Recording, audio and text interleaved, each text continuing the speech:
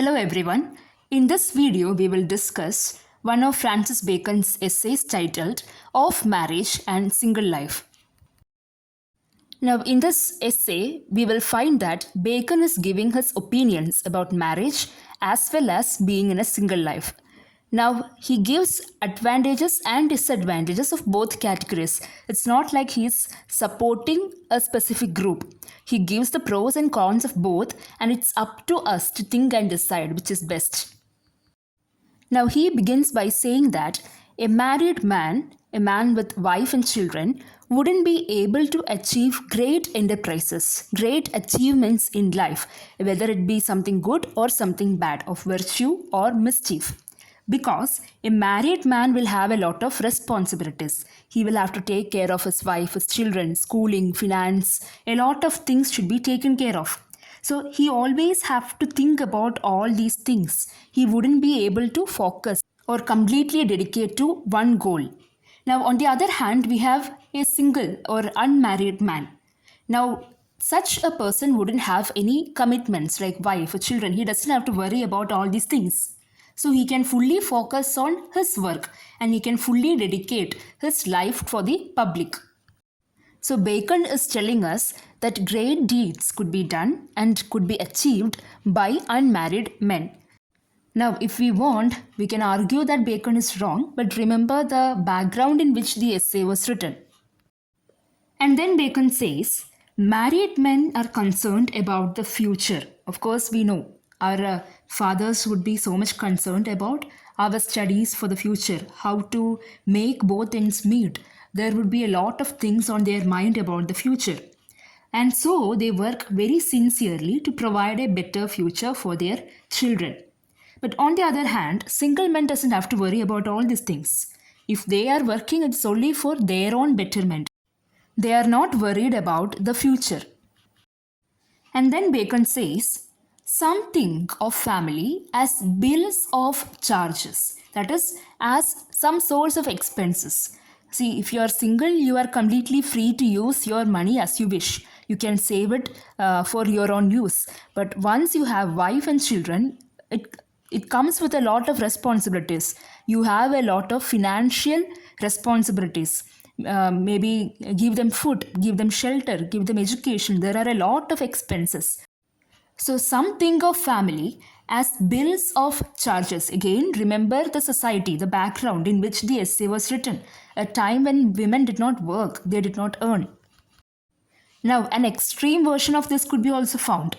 We have some greedy men who are very proud that they don't have children. They have a lot of money, rich they are, but they are proud that they don't have children because they think that since they don't have children, they don't have to share their wealth.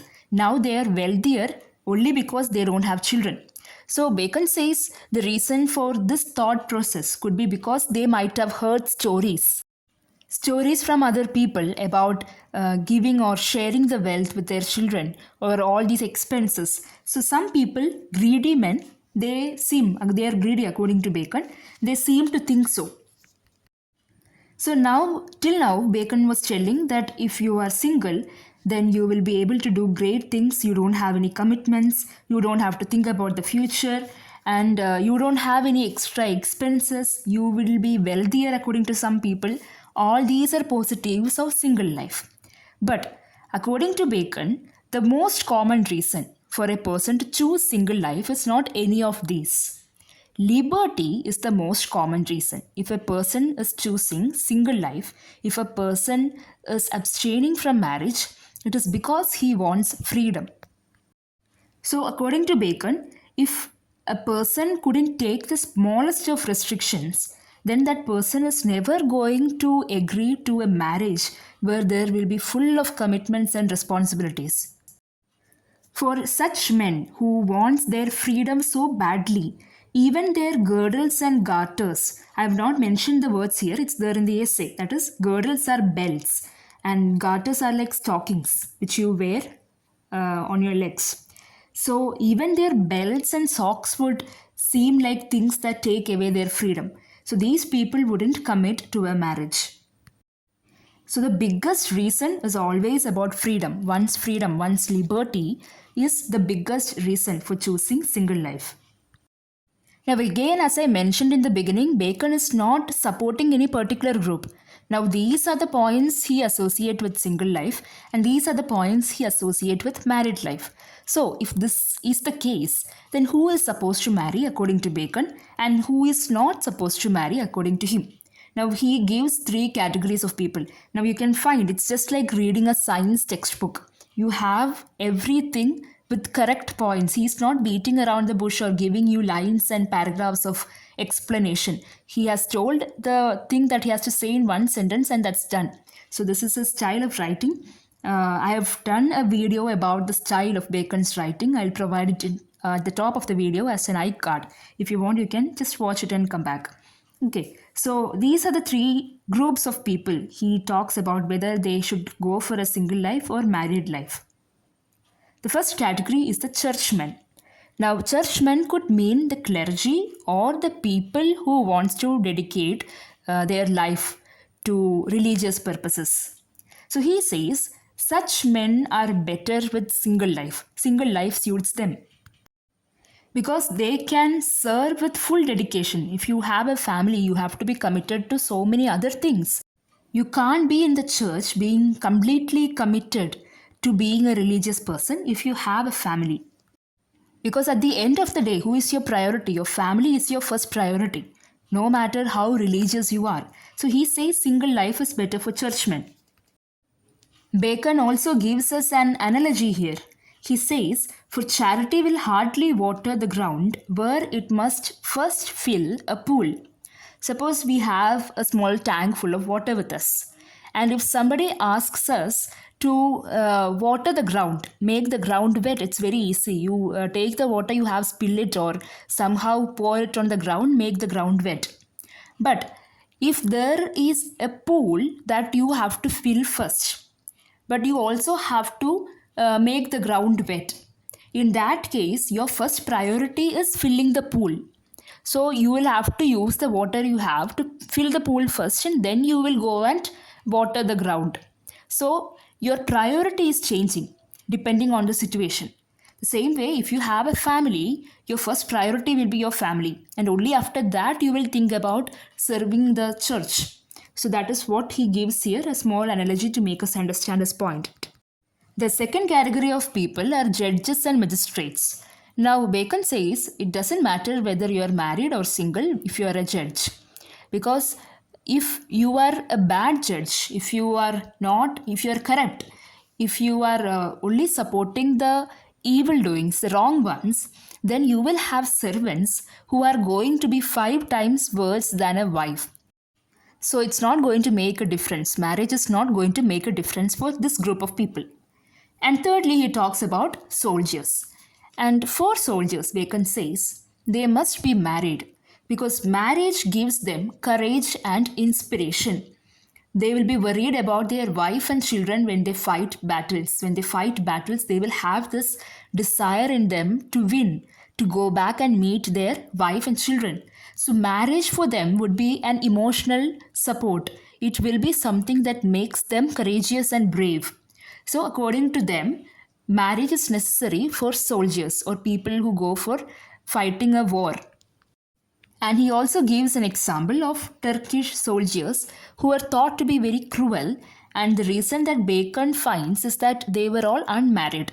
So they do not have this emotional side to them. They don't have to think about a family, and that is why, according to Bacon, these soldiers were cruel.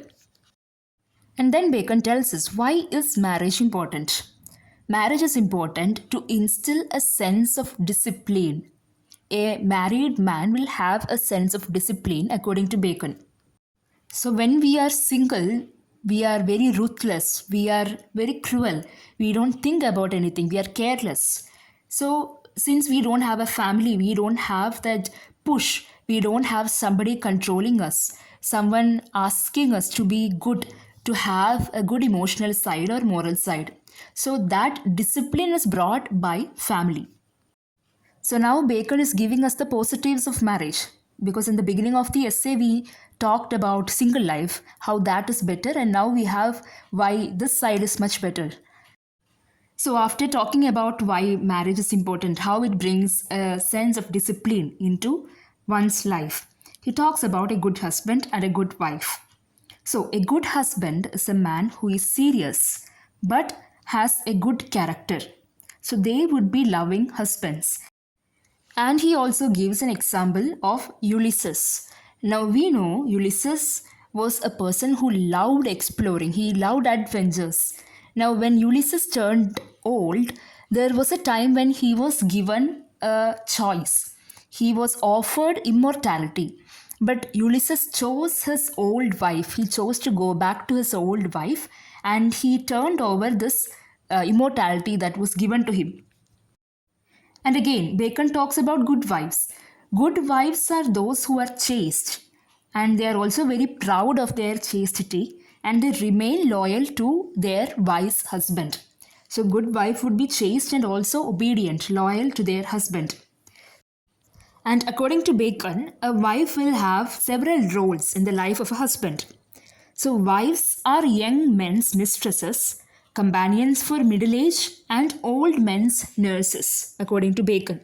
That is, if your husband is young, a wife is supposed to be a mistress to satisfy his physical needs. And during the middle age, she should be there as a companion for him. And when he gets old, she should be a nurse for him. Again, this is debatable from a feminist perspective. Anyway, moving forward, next Bacon talks about in the very next sentence. There are no sentences even in between. He just goes to the next point as soon as he could in the next sentence. He talks about when should one marry, the age. And then he says there is no particular age. He couldn't mention it. So he is borrowing a quote from a Greek sage. And the quote is, a young man not yet, an elder man not at all. That is, if the man is very young, he is not yet ready to get married, because if he gets married, then he would be only interested in a physical relationship, but marriage is much more than that. And if the man is very old, then he shouldn't marry at all, because then all the sparks of that relationship would be lost. That relationship wouldn't be exciting anymore. And then finally, there is one more point that Bacon discusses. He observes that bad husbands often have good wives. If the husband is bad, it's often seen that the wife could be good. And there are 3 points which he relates with this. Firstly, he says if the husband is very bad, he always behaves in a very angry manner. If there are instances when he rarely shows any affection, the affection that he shows, even though it's very rare, it becomes very precious for the wife because she rarely finds him giving her all this attention. So that becomes very precious to the wife. And secondly, Bacon says, the wife will be very proud because majority of the time the husband is going to be rude to her. The wife will be very proud that she is able to tolerate all these difficult situations. Now, this is in the normal case. Now, Bacon also puts forward another scenario where the husband is chosen by the wife. Now, this is a case where the wife, she has this innate need to prove that her choice was right. She is determined that she has to justify that she has made the right choice, that her decision is not wrong. So, for that, she adjusts with everything that is going on. So that is how Bacon puts forward this idea that a bad husband often will have a good wife. Now, after this, you might expect Bacon to give a point of view. Okay, you have talked about married life, you have talked about single life. Now, according to you, what would be better or what would be worse? We would expect a conclusion from him, but there is nothing of that sort. Bacon simply ends the essay here. There is no conclusion at all. So Bacon just keeps to his style. His style, as I've mentioned in my video on Bacon's style, it's aphoristic. that is very simple, very precise sentences, very short sentences, and these sentences would be filled with a lot of wisdom, a lot of meaning. And throughout the essay, Bacon has remained very objective. He has not told about what is his preference, what side he is on. We doesn't know that. He has simply talked about what are the positives and negatives of both sides. So that's all about Bacon's essay titled Of Marriage and Single Life. I hope you have understood. Please let me know your suggestions in the comment section. Thank you so much for watching.